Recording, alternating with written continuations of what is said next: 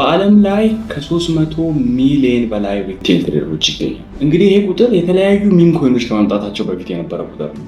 እንደ ሃምስተር ኮምባት፣ እንደ ታፕስዋፕ ያሉ የኤርድሮፕ ፕሮጀክቶች ሲመጡ ይሄ ቁጥር በእጅጉን አሻቅቧል። እንግዲህ ይሄ ሁሉ ሰው አተርፋለሁ ብሎ የሆነች ነገር አገኛለሁ ብሎ በሚመጣበት በዚህ ማርኬት ላይ ምን ያህሉ ይመስላችኋል የምር ትርፍ እያገኘ ያለው?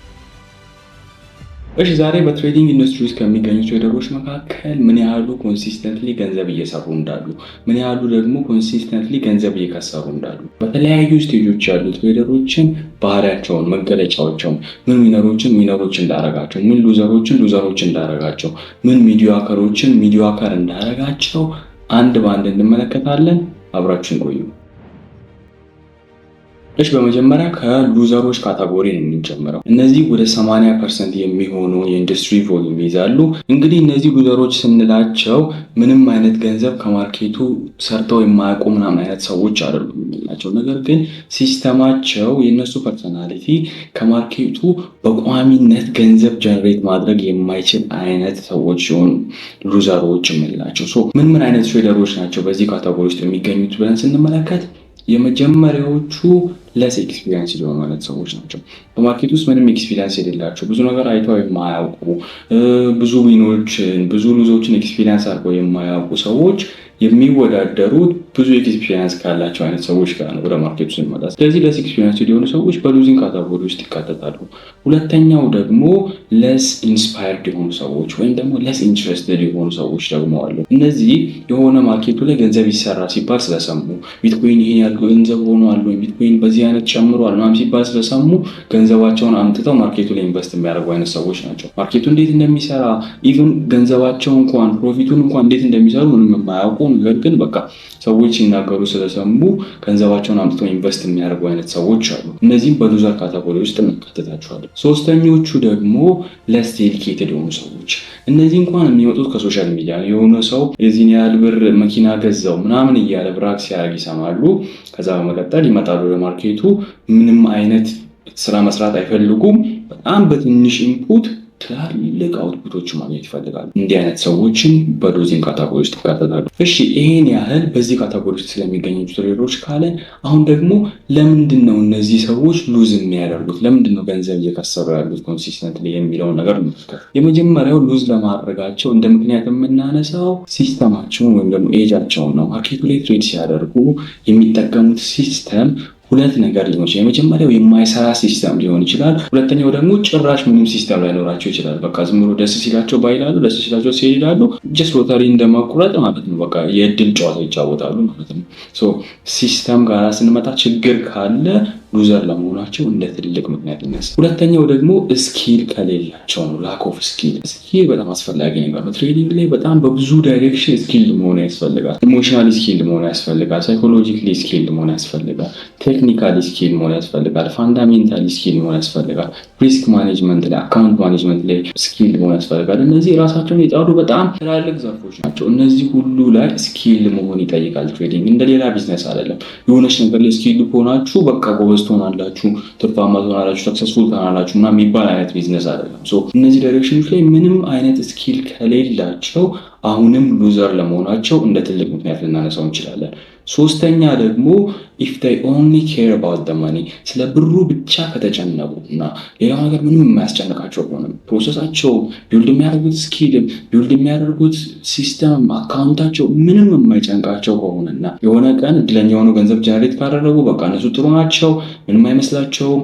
የሆነ ቀን ደግሞ ከከሰሩ በቃ ችግር እንዳለባቸው፣ ትሬዲንግ ለነሱ እንደማይሆን የሚያስብ ከሆነ አሁንም ይሄም ሉዘር ለመሆን እንደ ትልቅ ምክንያት ልናነሳው እንችላለን። ይሄን ያህል ስለነዚህ ስለ ሉዘሮች ይሄን ያህል ካለን ለምን እንደሚከስሩ እና ምን አይነት ትሬዶች እንደሚገኙ ከተመለከተ፣ አሁን ደግሞ ወደ ሁለተኞቹ ግሩፖች እንሂድና ስለ ሰርቫይቨርስ ወይም ስለ ሚዲያከርስ እንመልከት። እነዚህ በኢንዱስትሪ ውስጥ ካሉ ሰዎች ወደ 15% ይይዛሉ። እነዚህ አይነት ግሩፖች ውስጥ የሚገኙ ሰዎች ደግሞ ምን አይነት ናቸው ስንል ገንዘብ ይሰራሉ። ከማርኬቱ ገንዘብ ጀነሬት ማድረግ የሚችል አይነት ሲስተም አላቸው። ነገር ግን ያ ሲስተም በቀጣይነት ገንዘብ ጀነሬት ማድረግ አይችልም።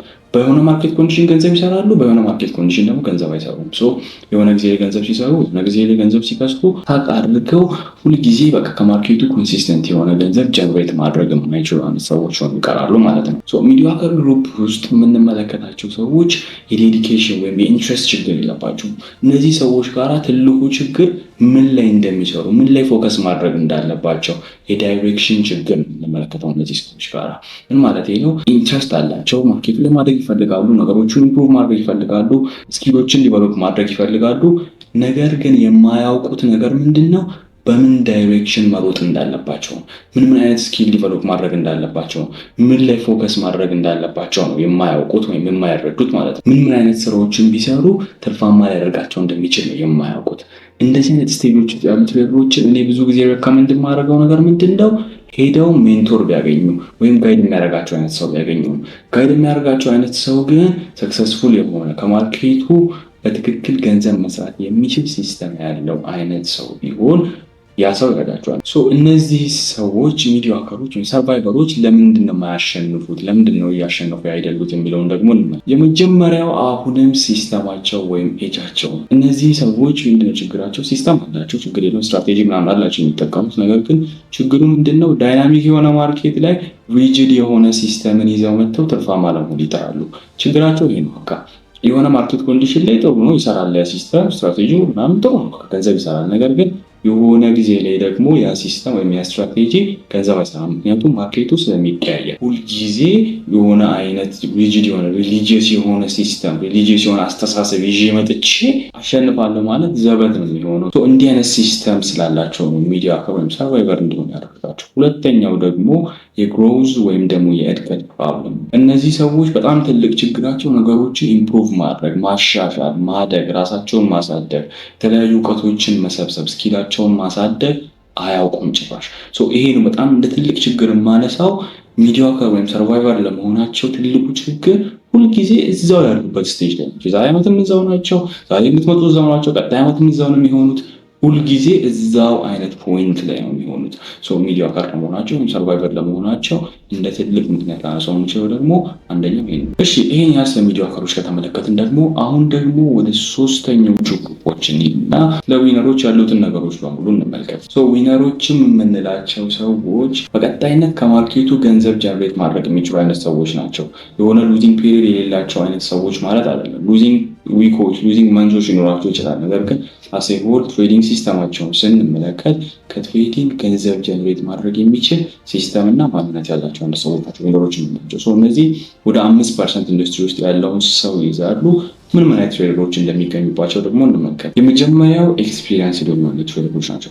ማርኬቱ ላይ ብዙ ነገሮችን ያዩ፣ ብዙ ነገሮችን የተመለከቱ፣ የተለያዩ አይነት ነገሮችን ኤክስፒሪየንስ ያደርጉ፣ በግላቸውም ሊሆን ይችላል ወይም ማርኬቱ ላይ የተፈጠሩ ነገሮችን በግላቸው ስንል የተለያዩ ዊኒንግ ፒሪዮዶችን፣ ሉዚንግ ፒሪዮዶችን ያሳለፉ፣ ማርኬቱ ጋር ስንመለከት የተለያዩ አይነት ማርኬት ክራሾችን የተመለከቱት፣ ማርኬቱ ላይ በጣም ቮላታይል የነበሩ ጊዜዎችን ያሳለፉ፣ በጣም ብዙ ነገሮችን ኤክስፒሪየንስ ያሉ ሰዎችን እናገኛለን እዚህ ካታጎሪ ውስጥ። ሁለተኛው ደግሞ ስኪል የሆኑ አይነት ሰዎችን እናገኛለን። በጣም በብዙ ዳይሬክሽን ብዙ ስኪሎችን የሚፈልግ ነገር ነው። እነዚህን ስኪሎች እንደ ቀላል ነገር እነዚህ ዊነሮች ጋራ አንድ በአንድ ማግኘት ትችላላችሁ። ሶስተኛው ደግሞ ማርኬት ላቨርስ። ይህንን እንኳን በጣም ብዙ ትርፋማ የሆኑ ሰክሰስፉል የሆኑ ትሬደሮችን ኢንተርቪው ሲደረጉ ወይም ደግሞ ሲናገሩ ሰምታችሁ ሊሆን ይችላል። እነሱ ማርኬቱ ላይ በጣም ኢንትረስትድ ናቸው። ሁል ጊዜ ማርኬቱ የሆነ ነገር የሚያደርገውን ነገር ማወቅ ይፈልጋል። እንዴት እንደሚሰራ ማወቅ ይፈልጋል። አዲስ ነገር ሁል ጊዜ ስለ ማርኬቱ ማወቅ ወይም መረዳት እነሱ ከምንም በላይ ኢንትረስት የሚያደርጋቸው ነገር፣ ኢቭን ከገንዘቡ በላይ ማርኬቱ ጋራ የሆነ የሚያውቁት አዲስ ነገር በጣም ኢንትረስቲንግ ነው ለነሱ ማለት ነው። እነዚህ ሰዎች ለምንድን ነው ከሉዘሮችም ከሚዲዮከሮችም ተለይተው ሁልጊዜ ገንዘብ ጀነሬት እያደረጉ ያሉት የሚለውን ደግሞ እንመልከት። የመጀመሪያው ሲስተማቸው ወይም ደግሞ ኤጃቸው ነው። በማርኬት ውስጥ ያላቸው ሲስተም፣ የሚጠቀሙት ስትራቴጂ፣ የሚከተሉት ሲስተም ዊነር ለመሆናቸው በጣም ትልቅ አስተዋጽኦ አለው። ቅድም እንደነገርኳችሁ ለሁሉም ስናነሳ ሲስተም የመጀመሪያ ያስቀደመው ነገር ስትራቴጂ ነው። ምክንያቱም የትኛውም አይነት ትርፋማነት ሰክሰስ ወይም ደግሞ ምንም ነገር ልናሳበብ የምንችለው በሲስተም። ወደ ዊነሮች ስንመለስ ያላቸው ሲስተም ዳይናሚክ የሆነ ሲስተም ነው። ከማርኬቱ ጋር የሚቀያየር አዳፕቲቭ የሆነ ሲስተም ነው። ማርኬቱ እንደዚህ አይነት ቢሄቨር ካለው እነሱም ከማርኬቱ ጋር ይቀየራሉ እንጂ ሁልጊዜ ስታቲክ ሆኖ በቃ ይህንን ብቻ ነው የማደርገው የሚል አይነት ነገር የላቸውም። ማርኬቱ ምን እያደረገ እንደሆነ ለመረዳት ይሞክራሉ። የማርኬቱን ቢሄቨር አናላይዝ ለማድረግ ይሞክራሉ። ከዛ እነሱም ስትራቴጂያቸውን ከዛ ጋር አላይን ያደርጋሉ ማለት ነው። ይሄ ነገር ዊነር ለመሆናቸው እንደ ትልቅ ምክንያት የምናነሳው ነገር። ሁለተኛው ደግሞ ኢንፎርምድ ናቸው። ስለ ኢንፎርሜሽን ምን ያህል ስትሬት አድርጌ ላወራላችሁ እንደምፈልግ አላውቅም። ነገር ግን ዊነሮች ጋር የምታገኙት አይነት ኢንፎርሜሽን ስለ እያንዳንዱ ስለሚወስዷቸው ትሬዶች፣ ስለ ራሳቸው፣ ስለ ሲስተማቸው፣ ስለ ኤጃቸው፣ ስለ እያንዳንዱ ነገር ያላቸው ኢንፎርሜሽን ሉዘሮችም ሆኑ ሚዲያከሮች ጋር በጣም ብዙሃኑ ጋር የማታገኟቸው ኢንፎርሜሽኖች በቀላሉ ዊነሮች ጋር ማግኘት ትችላላችሁ። ኢንፎርምድ መሆናቸው ስለ እያንዳንዱ ነገር ሁሉን ነገር ማወቃቸው በቀጣይነት ከዚህ ማርኬት ገንዘብ ጀነሬት እንዲያደርጉ ይረዳቸዋል። ሶስተኛው ደግሞ ሁልጊዜ ማደግ፣ ሁልጊዜ ኢቮልቭ ማድረግ፣ ሁልጊዜ በማደግ ውስጥ ሁልጊዜ በመለወጥ ውስጥ ያለ ሰው ሁልጊዜ የሚያሸንፍ ሰው ነው። ስለዚህ እነሱ ናቸው ሁልጊዜ ጌሙ ላይ የሚያሸንፉት ማለት ነው። ምክንያቱም ከእነሱ የተሻለ ማንም የለም እዛ ማርኬት ውስጥ። ምክንያቱም ሁልጊዜ የሚያድግ ሰው ማንንም ማሸነፍ ይችላል በቀላሉ ማለት ነው። ሶስተኛው ደግሞ ፕሮሰስ ድሪቭን ናቸው። ብዙ ሰው ፕሮሰስ ድሪቭን መሆን ሲባል የሚያስበው በቃ ገንዘቡን ሙሉ በሙሉ መታው ከዛ በቃ መጥቶ ፕሮሰሱ ላይ ኦብሰስድ መሆን። እንዲህ አይደለም። ሁላችንም ገንዘብ ለመስራት ነው ያለነው። ኢንስቲትዩሽኖች በሉ፣ ባንኮች በሉ፣ ሪቴል ትሬደሮች በሉ፣ ፕሮፌሽናል ትሬደሮች በሉ፣ ሄጅ ፈንዶች በሉ፣ የትኞቹም አይነት ትሬደሮች ገንዘብ ለመስራት ነው ያለነው እዚህ ማርኬት ጋር። አሁን ትልቁ ጥያቄ ገንዘቡ እንዴት ነው የሚሰራው የሚለው ነው። ገንዘቡ የሚሰራው ስለ ገንዘቡ በመጨነቅ ሳይሆን ገንዘቡን የሚያመጣው ነገር ላይ በመጨነቅ ነው። ለምሳሌ 10,000 ብር ማግኘት ቢያስፈልጋችሁ የሚያስጨንቀው ያንን 10,000 ብር እንዴት እንደምትሰሩት ነው። ያ 10,000 ብር የሚመጣበት መንገድ ነው የሚያስጨንቀው እንጂ ያ 10,000 ብር ከመጣ በኋላ ምን እንደምታደርጉበት አይደለም የሚያስጨንቀው። ዊነሮችም ጋር ስንመጣ የሚያደርጉት ሴም ቲንግ ነው። እነሱ የሚጨነቁ ገንዘቡን የሚያመጣው ነገር ላይ ነው። ገንዘቡን የሚያመጣው ስትራቴጂያቸው ነው። ገንዘቡን የሚያመጣው የእነሱ ኢሞሽናል ስኪል ነው። ገንዘቡን የሚያመጣው የእነሱ የሪስክ ማኔጅመንት ስኪል ነው። እነዚህን ነገሮች በማሻሻል ላይ ነው ኦብሰስድ የሚሆኑት እነዚህ ሰዎች። ያ ደግሞ ኦብቪየስሊ ገንዘቡን ያመጣዋል ማለት ነው። እሺ፣ በእነዚህ 3 ካታጎሪ ውስጥ የሚገኙ ትሬደሮችን ባህሪያቸውን፣ መገለጫቸውን፣ ምን ዊነሮች እንዳደረጋቸው፣ ምን ሉዘሮች እንዳደረጋቸው፣ ምን ሚዲያከሮች እንዳደረጋቸው አንድ በአንድ ተመለከትን። አይሆፕ ቪዲዮውን ወዳችሁታል ብዬ አስባለሁ። እናንተም ሁልጊዜ የዊነሮችን ባህሪ፣ የዊነሮችን ስኪል፣ የዊነሮችን የሚያደርጓቸውን ነገሮች በሙሉ በትሬዲንግ ሲስተማችሁ ውስጥ በማምጣት የሉዘሮችን የሚዲያከሮችን ሀሳብ፣ ንግግር፣ የተለያየ ምንም ነገር ቢሆን ሉዘሮች ሚዲያከሮች የሚያደርጓቸውን ነገሮች ትኩረት ሰጥታችሁ ከትሬዲንግ ሲስተማችሁ በማስወገድ በጣም ጥቂት ከሆኑት 5% ብቻ ከሆኑት ከዊነሮች ግሩፕ መቀላቀል ትችላላችሁ። ዋናው እናንተ ለስራ ያላችሁ ኢንትረስት፣ ለማደግ ለመለወጥ ያላችሁ ፍላጎት ነው። ሌላው ሁሉ የጊዜ ጉዳይ ነው። በመጨረሻም ሁልጊዜ እንደምላችሁ believe in yourself, trust the process. Thank you for watching.